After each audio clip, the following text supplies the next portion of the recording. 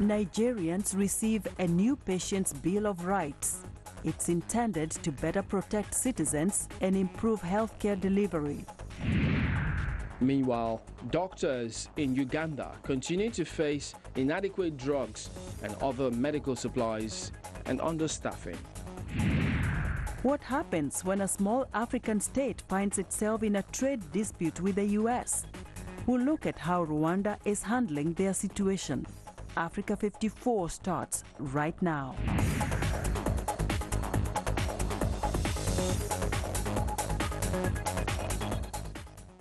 Hello and welcome to Africa 54.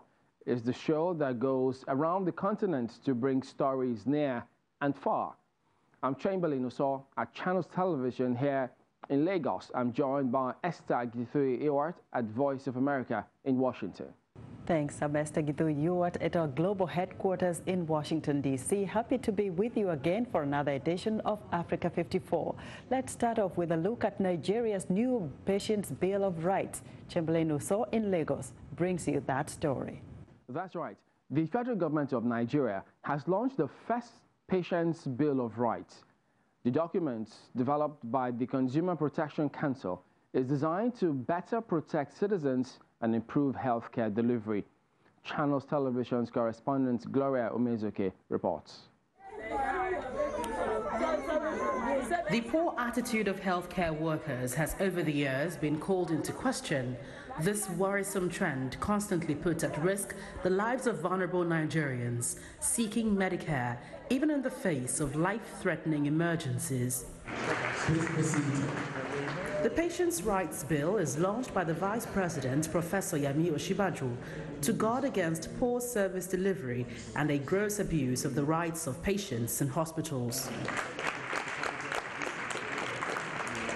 Professor Yemi Osinbajo says the bill is a weapon for patients to demand better healthcare service in any hospital. Our aim must be to develop a standard worthy of emulation by ensuring strict compliance with and the enforcement of the Patients' Bill of Rights.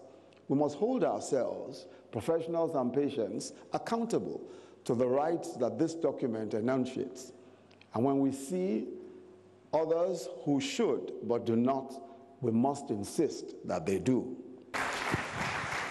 Minister of Health, Professor Isaac Adewale, and the Consumer Protection Council frowned against healthcare providers who shun professional ethics, urging them to help foster trust among Nigerians. Our expectation is that this PBR will further help us in our resolve to achieve universal coverage through strengthening the healthcare delivery system, improvement of patient safety and quality of care, monitoring of standards and practice both in the public and private sector, ensuring that the needs of vulnerable and marginalized groups are met and that they are treated equitably. It is the vital vehicle upon which even physical infrastructure must ride to truly deliver service. The federal government is taking this huge step not only to strengthen the nation's healthcare delivery system, but also to ensure that the respect for human rights and human dignity is restored. From the presidential villa, Gloria Umezuke, Channels Television News. Checks and balances are important for any system or society to function properly.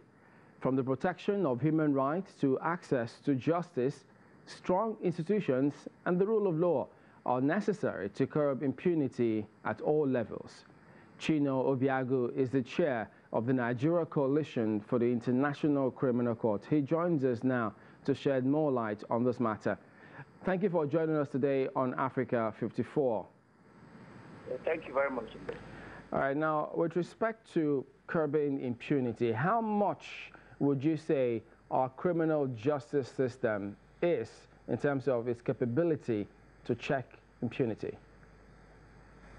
Well, the criminal justice system is critical, is the central element in curbing impunity in every society. And the Nigerian criminal justice system, until very recently, has not responded effectively to punishing perpetrators of every kind of offense, including corruption offenses. Many people are charged to court And the trial will not commence, or if commence, will not be concluded for several years, some lasting to nearly 10 years. And that is not good in any society. That is a center of impunity, where people get away with crimes. So I think the criminal justice system is important.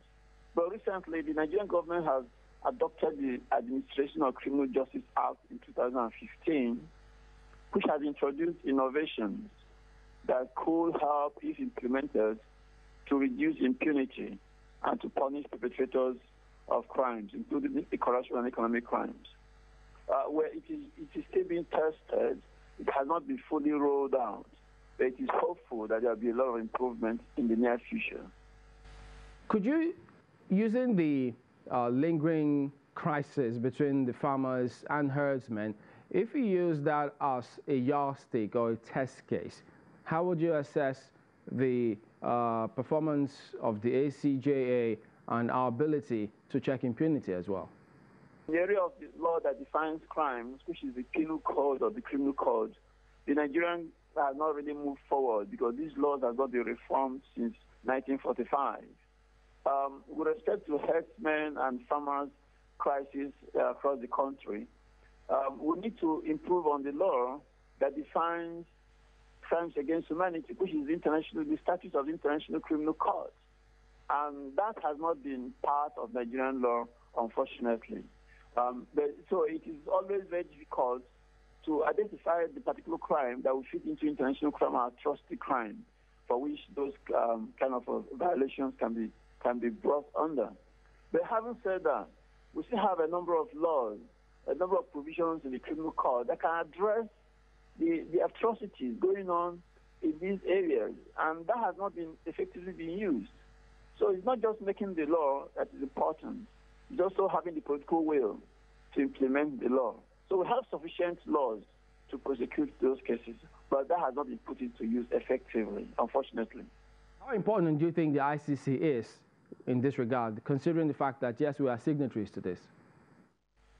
Well, Nigeria is a signatory to the ICC, International Criminal Court. The ICC has identified a handful of cases or individuals who have committed international crimes.